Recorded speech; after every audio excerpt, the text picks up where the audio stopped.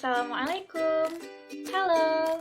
Perkenalkan, nama saya Rafika Nuzula. Saya salah satu mahasiswi Fakultas Hukum Universitas Syah Kuala di kelas internasional.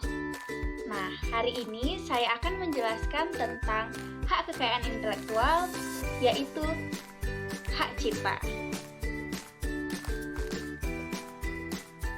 Intellectual property rights atau lebih dikenal dengan hak kekayaan intelektual adalah perlindungan terhadap karya-karya yang timbul akibat kemampuan intelektual manusia dalam bidang seni, sastra, ilmu pengetahuan, estetika, maupun teknologi.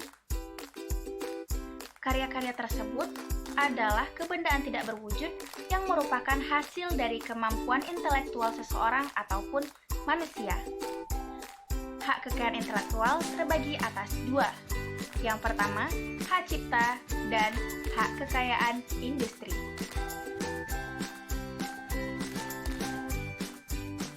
Hak cipta adalah hak eksklusif pencipta yang timbul secara otomatis berdasarkan prinsip deklaratif setelah suatu ciptaan diwujudkan dalam bentuk nyata tanpa mengurangi pembatasan sesuai dengan ketentuan peraturan perundang-undangan.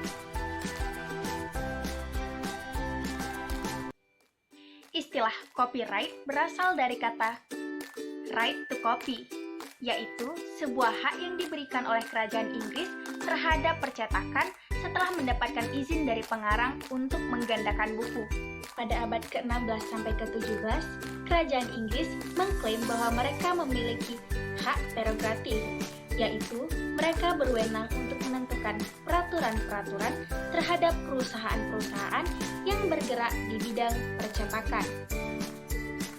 Lalu, setelah berakhirnya masa hak prerogatif oleh kerajaan Inggris, muncullah era baru dalam hak perlindungan hak cipta, yaitu dengan disahkannya undang-undang yang dinamakan dengan State of Ain pada tahun 1710.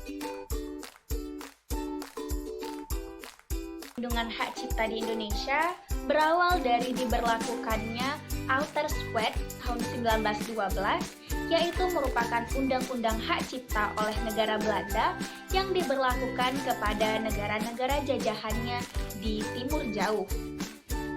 Lalu, pada tahun 1952, diselenggarakannya sebuah kongres di Bandung yang dinamakan sebagai Kongres Kebudayaan. Nah, di kongres ini, istilah outer threat diganti menjadi hak cipta. Yang pertama, Outer Sweat 1912 Statblad nomor 600 tahun 1912. Yang kedua, Undang-Undang nomor 6 tahun 1982. Yang ketiga, Undang-Undang nomor 7 tahun 1987. Yang keempat, Undang-Undang nomor 12 tahun 1997. Yang kelima, Undang-Undang nomor 19 tahun 2002. Yang keenam, Undang-Undang nomor 28 tahun 2014. Dan yang terakhir, Undang-Undang nomor 11 tahun 2020 tentang Cipta Kerja. Pertama, perlindungan hak cipta bersifat otomatis. Dalam Undang-Undang Nomor 28 Tahun 2014 tentang hak cipta, dikatakan bahwa hak cipta adalah hak eksklusif pencipta yang timbul secara otomatis berdasarkan prinsip deklaratif setelah suatu ciptaan diwujudkan dalam bentuk nyata tanpa mengurangi pembatasan sesuai dengan ketentuan peraturan perundang-undangan. Maksud dari perlindungan hukum timbul secara otomatis adalah perlindungan hukum terbentuk ketika suatu ide diwujudkan dalam bentuk nyata ataupun ketika sudah mulai dipublikasikan tanpa perlu mensyaratkan untuk pendaftaran. Hak eksklusif adalah suatu hak yang diberikan kepada pencipta supaya tidak ada pihak lain yang dapat memanfaatkan hak tersebut tanpa izin dari pencipta. Nah, pemegang hak cipta yang bukan pencipta hanya memiliki sebagian dari hak eksklusif saja, yaitu hak ekonomi. Dan pencipta sekaligus pemegang hak cipta memiliki hak ekonomi, yaitu hak untuk komersialisasi dan juga untuk pemanfaatan atas suatu ciptaan. Pencipta adalah seseorang atau beberapa orang yang secara sendiri ataupun bersama-sama menghasilkan suatu ciptaan yang bersifat pribadi dan khas. Seorang pencipta memiliki hak eksklusif, yaitu hak moral dan hak ekonomi. Dan dalam mengelola haknya, pencipta bertindak sebagai pemegang hak cipta ataupun pemilik hak cipta. Ciptaan sendiri merupakan hasil karya di bidang ilmu pengetahuan, seni, maupun sastra yang berasal dari kemampuan, pikiran, imajinasi, kecekatan, keterampilan yang diwujudkan dalam bentuk nyata. Saya berikan contoh. Seseorang menciptakan sebuah lagu, maka orang itu disebut sebagai pencipta dan lagu merupakan ciptaannya atau hasil karyanya. Nah, si pencipta ini atau si pencipta lagu ini memiliki hak eksklusif, yaitu hak ekonomi dan hak moral. Baiklah, setelah kita mengetahui apa itu hak cipta, lalu sejarah perlindungan hak cipta, lalu kita juga sudah mengetahui tentang prinsip-prinsip dasar hak cipta. Nah, sekarang kita juga harus tahu apa-apa saja pelanggaran dari hak cipta yang paling umum, dan bahkan kita tidak sadar bahwa itu adalah sebuah pelanggaran hak cipta. Saya akan berikan contoh seperti ini. A adalah seorang penulis lagu, dan B adalah penyanyi dari lagu tersebut. Setelah lagu tersebut rilis, orang beramai-ramai untuk mengcover lagu tersebut karena masyarakat menganggap bahwa lagu tersebut enak untuk didengar.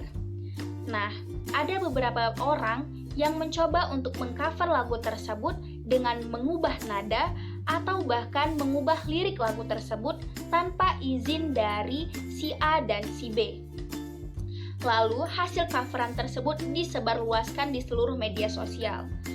Nah, mungkin masyarakat awam berpikir bahwa hal ini adalah hal yang lumrah dan hal yang biasa saja, mengingat ini adalah salah satu bentuk promosi.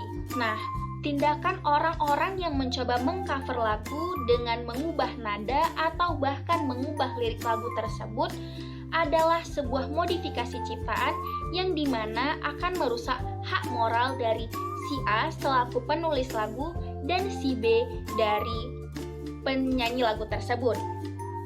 Nah, itu merupakan salah satu contoh pelanggaran hak cipta yang paling umum, namun kita sebagai masyarakat tidak sadar bahwa itu adalah pelanggaran dari hak cipta. Nah, ketika seseorang ingin melaporkan sengketa hak ciptanya, mereka harus melaporkannya ke pengadilan tata niaga. Dan ada 3 bentuk penyelesaian dalam sengketa hak cipta. Yang pertama, penetapan sementara. Yang kedua, ada upaya perdata dan ada upaya pidana.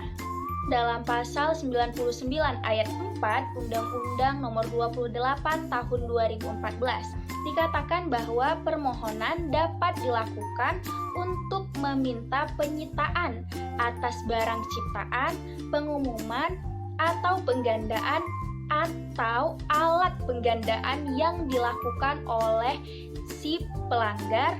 Pada upaya perdata ini, pencipta, pemegang hak cipta, atau bahkan ahli warisnya berhak untuk meminta ganti rugi atas pelanggaran hak cipta atau produk hak terkait. Gugatan ganti rugi ini dapat berupa permintaan untuk seluruhnya ataupun sebagian dari penghasilan atas hasil dari pemanfaatan ekonomi ciptaan oleh si pelanggar. Nah, upaya pidana dalam menyelesaikan sengketa hak cipta ini diatur dalam pasal 95, 105, 110 hingga 120 Undang-Undang Nomor 28 Tahun 2014 tentang hak cipta, di mana si pemegang atau si pencipta atau bahkan ahli warisnya tetap dapat mengajukan tuntutan pidana apabila merasa gugatan perdata masih belum cukup. Namun, jika tuntutan pidana dan gugatan perdata dilakukan secara bersama-sama, maka gugatan perdatalah yang akan lebih didahulukan. Baik, sekian dari saya. Mohon maaf apabila ada kesalahan tutur kata dan perbuatan. Semoga apa yang saya sampaikan ini bisa bermanfaat dan menjadi berkah untuk kita semua. Akhir kata, Assalamualaikum warahmatullahi wabarakatuh. Dadah!